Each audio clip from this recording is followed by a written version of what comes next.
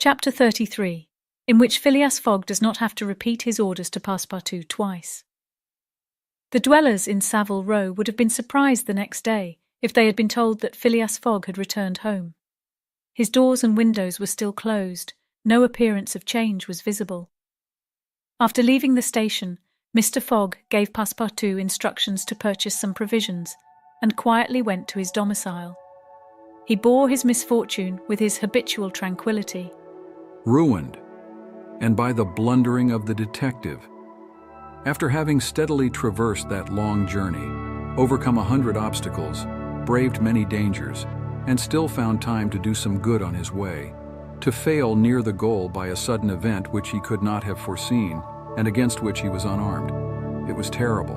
But a few pounds were left of the large sum he had carried with him.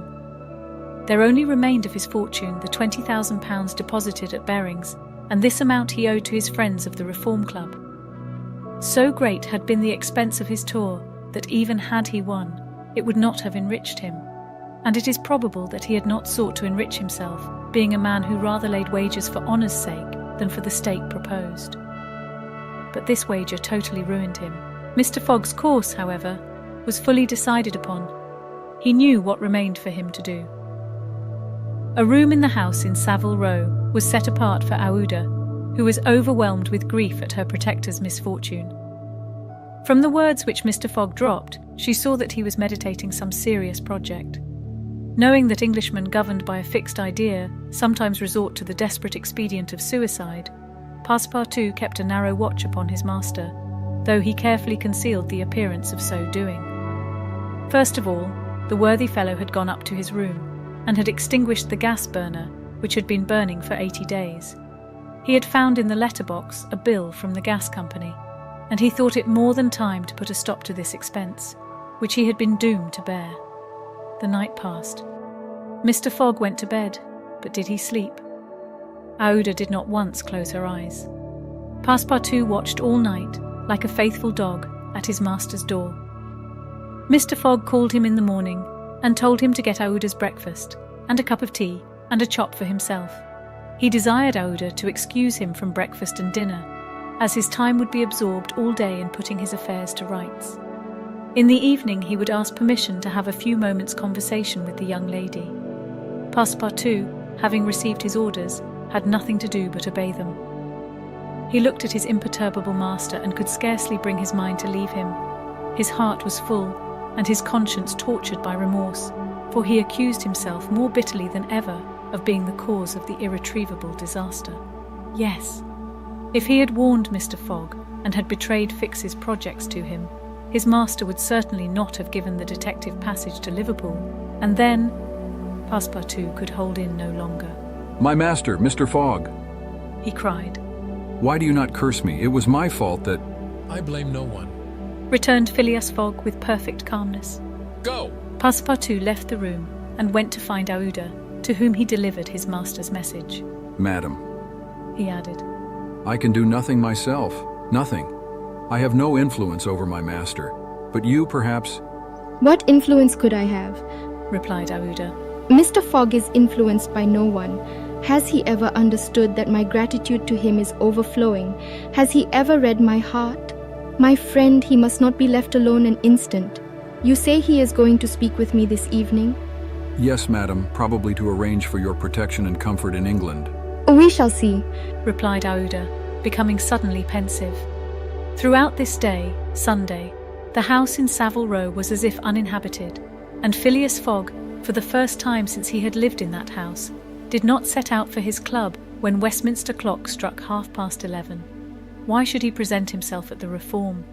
His friends no longer expected him there, as Phileas Fogg had not appeared in the saloon on the evening before, Saturday the 21st of December, at 9:15. He had lost his wager. It was not even necessary that he should go to his bankers for the £20,000, for his antagonists already had his cheque in their hands, and they had only to fill it out and send it to the Barings to have the amount transferred to their credit. Mr. Fogg, therefore, had no reason for going out, and so he remained at home. He shut himself up in his room and busied himself putting his affairs in order. Passepartout continually ascended and descended the stairs. The hours were long for him. He listened at his master's door and looked through the keyhole, as if he had a perfect right so to do, and as if he feared that something terrible might happen at any moment. Sometimes he thought of Fix, but no longer in anger. Fix, like all the world, had been mistaken in Phileas Fogg, and had only done his duty in tracking and arresting him, while he, Passepartout. This thought haunted him, and he never ceased cursing his miserable folly. Finding himself too wretched to remain alone, he knocked at Aouda's door, went into her room, seated himself, without speaking, in a corner, and looked ruefully at the young woman. Aouda was still pensive. About 7:30 in the evening, Mr. Fogg sent to know if Aouda would receive him, and in a few moments he found himself alone with her. Phileas Fogg took a chair and sat down near the fireplace, opposite Aouda.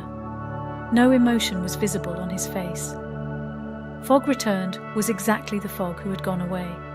There was the same calm, the same impassibility.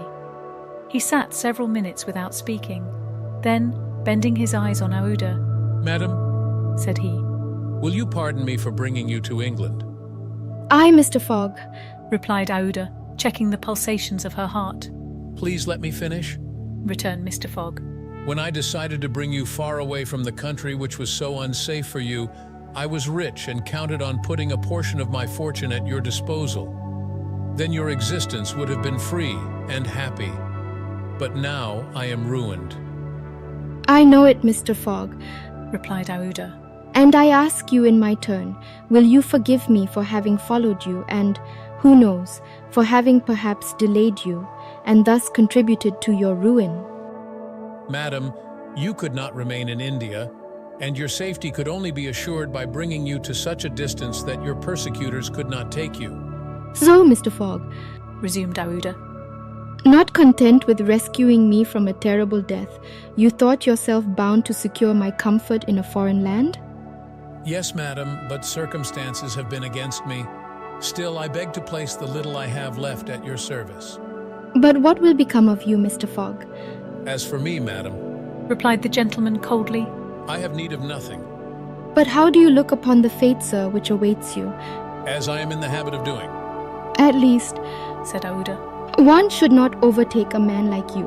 Your friends, "I have no friends, madam. your relatives. I have no longer any relatives." I pity you then, Mr. Fogg, for solitude is a sad thing, with no heart to which to confide your griefs. They say, though, that misery itself, shared by two sympathetic souls, may be borne with patience. "They say so, madam." Mr. Fogg, Said Aouda, rising and seizing his hand. do you wish at once a kinswoman and friend? Will you have me for your wife?" Mr. Fogg, at this, rose in his turn. There was an unwonted light in his eyes, and a slight trembling of his lips. Aouda looked into his face. The sincerity, rectitude, firmness, and sweetness of this soft glance of a noble woman, who could dare all to save him, to whom she owed all, at first astonished, then penetrated him. He shut his eyes for an instant, as if to avoid her look. When he opened them again, "Yes, by all that is holiest, I love you, and I am entirely yours. I love you." he said simply. "Ah, Cried Aouda, pressing his hand to her heart. Passepartout was summoned and appeared immediately. Mr. Fogg still held Aouda's hand in his own. Passepartout understood, and his big, round face became as radiant as the tropical sun at its zenith. Mr. Fogg asked him if it was not too late to notify the Reverend Samuel Wilson of Marylebone Parish that evening. Passepartout smiled his most genial smile and said, Never too late. It was 8:05. Will it be for tomorrow, Monday? "For tomorrow, Monday." Said Mr. Fogg, turning to Aouda. yes, for tomorrow, Monday." She replied. Passepartout hurried off as fast as his legs could carry him. Poof, that concludes Chapter 33, the Project Gutenberg ebook of Around the World in 80 Days, by Jules Verne. This ebook is for the use of anyone anywhere in the United States and most other parts of the world at no cost and with almost no restrictions whatsoever. You may copy it, give it away, or reuse it under the terms of the Project Gutenberg license included with this ebook, or online at www.gutenberg.org. If you are not located in the United States, you'll have to check the laws of the country where you are located before using this ebook. Title: Around the World in 80 Days. Author, Jules Verne. Release, date, January 1st, 1994. Ebook number 103. Most recently updated, August 6th, 2021. Language English. I kindly remind you, only 2 chapters remain. That said, we are now paused for Season 2. Here's your preview. In the beginning God created the heaven and the earth. And the earth was without form and void, and darkness was upon the face of the deep. And the Spirit of God moved upon the face of the waters. And God said, "Let there be light." And there was light. And God saw the light, that it was good. And God divided the light from the darkness. And God called the light day, and the darkness he called night. And the evening and the morning were the first day. And God said, "Let there be a firmament in the midst of the waters, and let it divide the waters from the waters." And God made the firmament, and divided the waters which were under the firmament from the waters which were above the firmament. And it was so. And God called the firmament heaven. And the evening and the morning were the second day. And God said, "Let the waters under the heaven be gathered together unto one place, and let the dry land appear." And it was so. And God called the dry land earth, and the gathering together of the waters called he seas. And God saw that it was good. And God said, "Let the earth bring forth grass, the herb yielding seed, and the fruit tree yielding fruit after his kind, whose seed is in itself upon the earth." And it was so. And the earth brought forth grass, and herb yielding seed after his kind, and the tree yielding fruit, whose seed was in itself after his kind. And God saw that it was good. And the evening and the morning were the third day. And God said, "Let there be lights in the firmament of the heaven to divide the day from the night, and let them be for signs, and for seasons, and for days, and years. And let them be for lights in the firmament of the heaven to give light upon the earth." And it was so. And God made 2 great lights, the greater light to rule the day, and the lesser light to rule the night. He made the stars also, and God set them in the firmament of the heaven to give light upon the earth, and to rule over the day and over the night, and to divide the light from the darkness. And God saw that it was good. And the evening and the morning were the 4th day. And God said, "Let the waters bring forth abundantly the moving creature that hath life, and fowl that may fly above the earth in the open firmament of heaven." And God created great whales, and every living creature that moveth, which the waters brought forth abundantly, after their kind, and every winged fowl after his kind. And God saw that it was good. And God blessed them, saying, "Be fruitful and multiply, and fill the waters in the seas, and let fowl multiply in the earth." And the evening and the morning were the 5th day. And God said, "Let the earth bring forth the living creature after his kind, cattle and creeping thing, and beast of the earth after his kind." And it was so.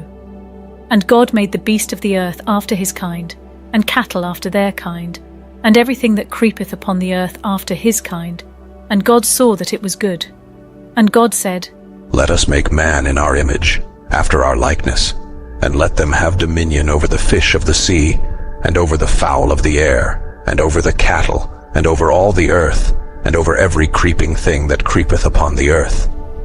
So God created man in his own image. In the image of God created he him. Male and female created he them.